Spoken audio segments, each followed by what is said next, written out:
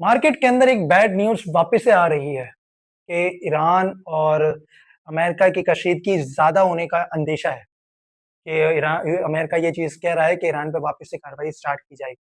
इसका pressure market में नज़र आएगा और आ सकता है। अब स्ट्रैटेजी क्या होनी चाहिए? अब हमें करना क्या चाहिए? मार्केट 176, 177 के अराउंड ही रेगुलेट करती हुई नज़र आ रही है। हमें क्या यहाँ पे सब कैश को फ्री कर लेना चाहिए या पार्शियल प्रॉफिट टेकिंग करनी चाहिए? कौन से सेक्टर है जिनसे अभी दूर रहना चाहिए, जिनके अंदर मोमेंटम इंक्रीज़ होगा? सबसे पहले रिफाइनरी सेक्टर की मैं बात करूँगा। जिस तरीके से बोला गया था आपको कि एक अपसाइड सुबह के लेवल्स पे मिलेगा, वहाँ से फिर डाउनसाइड पे भी आपको बताया था कि वहाँ पे ऊपर प्रॉफिट टेकिंग लाज़मी करनी है ताकि नीचे लेने का वापस से मौका मिले। एनआरएल, पीआरएल, सिनर्जी, एटीआरएल के अंदर एक एडजस्टमेंट देखने को मिली, करेक्शन देखने को मिली। जिन्होंने नीचे से बाइंग की हुई थी, ऊपर जाके प्रॉफिट टेकिंग की, ये एक मार्केट की एक खूबसूरती है। अगर प्रॉफिट टेकिंग नहीं होगी, करेक्शन नहीं होगी, तो मार्केट ये फ्लक्चुएट नहीं होगी, तो काम कैसे करेंगे? अब सिंपल सा ये चीज़ है कि जब तक के ये अपनी पूरी करेक्शन वो नहीं कर लेते, तो आप एंट्री रिफाइनरी सेक्टर में ना लें। अपनी मेन सपोर्ट के ऊपर सिनर्जी, एनआरएल और पीआरएल, स्पेशली पीआरएल की मैं बात करूँगा, तो उस पे पीआरएल पे चढ़ के बाइंग ना करें, ताकि खुदा ना खास्ता आप स्टक हुए, तो फिर नीचे आपको काफ़ी टाइम के लिए वेट करना पड़ जाएगा। भले ही ग्रेजुअली ऐड ऑन हो रहा है कि मतलब एक स्विंग के लिए अच्छी अपॉर्च्युनिटी है, लेकिन एज़ अ ट्रेडर आप उसमें अभी एंट्री ना लें तो बेहतर है। अगर दूसरी साइड पे ऑयल एंड गैस सेक्टर का और सीमेंट सेक्टर की बात करते हैं, ऑयल एंड गैस सेक्टर के अंदर आज बहुत अच्छा मोमेंटम देखने को मिला। ओजीडीसी, पीपीएल, एसएचजीसी, एसएनजीपी, पीएसओ और मारी, इनके अंदर एक अच्छा इंक्रीज़ देखने को मिला। जिस तरीके से आपको बताया गया था, ओजीडीसी को होल्ड करवाया गया था जुम्मे वाले दिन, पीपीएल को होल्ड करवाया गया था, एसएचजीसी, एसएनजीपी में एंट्री लेने का आपको कहा गया था और तो आज यहाँ पे देखने को मिला है कि ह्यूज प्रॉफिट्स मार्केट के अंदर इन्वेस्टर्स और ट्रेडर्स को मिले। दूसरी साइड पे सीमेंट सेक्टर बहुत ही अच्छा एक ग्रेजुअली मुझे कंसोलिडेशन फेज में लग रहा है। मैपली सीमेंट 101.65 का ही लगाया।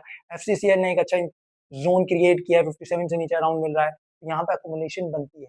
यहाँ पे आपको बाइंग करना एफसीसीएल को चाहिए। एफसीसीएल 54 से 56, 7 के दरमियान बाइंग करें, 60, 62 के दरमियान इसकी पहली टिपी रखें और एक अच्छा मोमेंटम इसमें इंक्रीज़ होते हुए दिख रहा है। डीजी खान की बात करूँगा तो 217, 217-18 के अराउंड ट्रेड कर रहा है। तो यहाँ पार्शियली प्रॉफिट टेकिंग आप इसमें करें ताकि आपको नीचे लेने का मौका मिले। अगर बैंकिंग सेक्टर बहुत ज़्यादा प्रेशर में नज़र आ रहा है। आज भी बैंकिंग सेक्टर की डिक्लाइनिंग ज़्यादा पॉइंट है। निज़ाम बैंक, यूबीएल नीचे नज़र आ रहे थे। ये वेटेड स्टॉक्स होते हैं, इनकी वजह से इंडेक्स में भी प्रेशर आता है। अगर इंडेक्स की बात करें तो 178,000 का हाई लगा है इंडेक्स, जहाँ पे मैंने आपको ये बताया था कि 178,000 पे प्रॉफिट टेकिंग लाज़मी प्रेफर करनी है आपने और फिर लो भी 176 के अराउंड लगाया और फिर इनके दरमियान में 177 के अराउंड मार्केट ने 200 तक अप्रॉक्सिमेटली माइनस के साथ क्लोजिंग ली। सेक्टर्स टू वॉच कौन से होने चाहिए? ऑयल एंड गैस सेक्टर में भी अच्छा मोमेंटम आ गया। मैं अभी भी कहूँगा कि ऑयल एंड गैस सेक्टर में और अच्छा मोमेंटम आएगा। अगर फीपीलीपी डेटा की बात करें तो फीपीलीपी डेटा के अंदर देखा जा रहा है कि सेलिंग प्रेशर बढ़ रहा है।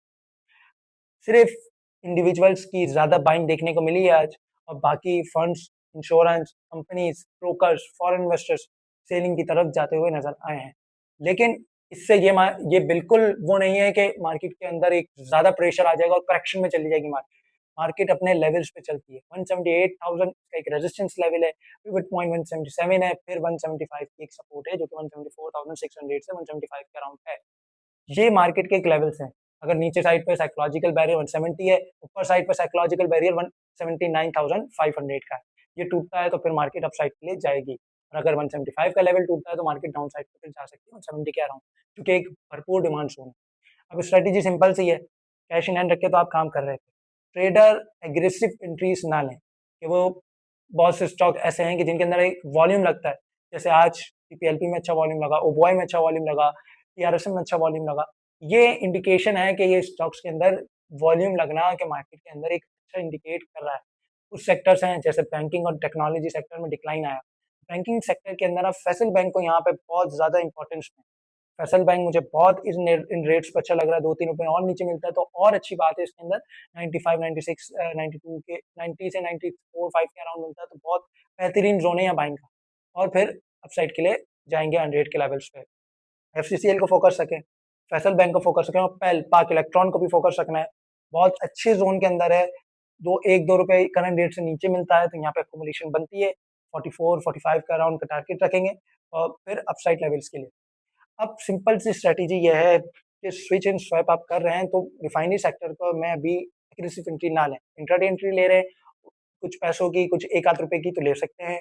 स्विंग एंट्री में आपको अवॉइड करूँगा कि एक सपोर्ट को मेंटेन होने दें, उसको एक करेक्शन होने दें, तब आप उसके अंदर एंट्री लें। ऑयल एंड गैस सेक्टर बहुत अच्छे ज़ोन में है, ओजीडीसी, पीपीएल यहाँ से भी मोमेंटम इंक्रीज़ कर सकते हैं। लेकिन पार्शियल प्रॉफिट टेकिंग करें अगर आप स्विंग ट्रेडर हैं, फिर आपको नीचे लेने का मौका मिलेगा। अब टेक्नोलॉजी सेक्टर में सिस्टम लिमिटेड फोकस रखें और बैंकिंग सेक्टर में फैसल बैंक को फोकस रखें। यूबीएल भी नीचे आ रहा है, लेकिन अपनी एक सपोर्ट को मेंटेन करना उनके लिए लाज़मी है, मिज़ान और यूबीएल के लिए। तो बाकी पावर जनरेशन सेक्टर की बात करूँ तो हबको एक अच्छे ज़ोन के अंदर है, एक्युमुलेट कर सकते हैं, लेकिन एक रिस्क मैनेजमेंट के साथ एक्युमुलेट करें। बाकी अगर मार्केट की बिहेवियर की बात करें तो अभी भी ट्रेंड अनचेंज नज़र आ रहा है कि डायरेक्शन नहीं ली है मार्केट ने। डायरेक्शन किस साइड पे लेगी, अब मार्केट या तो नीचे की साइड पे लेगी, अप साइड पे, लेकिन मार्केट अभी कंसोलिडेशन फेज़ में चल रही है।